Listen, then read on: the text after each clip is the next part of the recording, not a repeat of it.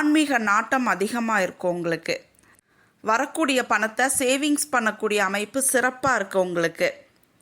திடீர் அதிர்ஷ்டமெல்லாம் ஏற்படும் உங்களுக்கு. நீங்கள் ஏதாவது ஆசைப்பட்டிருப்பீங்க, கனவு கண்டு வச்சுருப்பீங்க, அது எல்லாம் நிறைவேறும் இந்த மாதம் உங்களுக்கு. சகோதர சகோதரிகள் ஒற்றுமை நல்லாயிருக்கும். அவர்களால் மன மகிழ்ச்சி இருக்கும் உங்களுக்கு. அவங்களால ஒரு ஆதாயம் இருக்கும் உங்களுக்கு.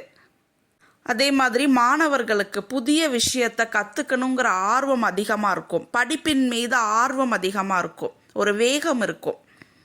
ஃபஸ்ட் ஆஃபில் உங்களுக்கு 12ல் செவ்வாய் சனியினுடைய சேர்க்கை அதிகப்படியான விரயங்களை ஏற்படுத்தும்.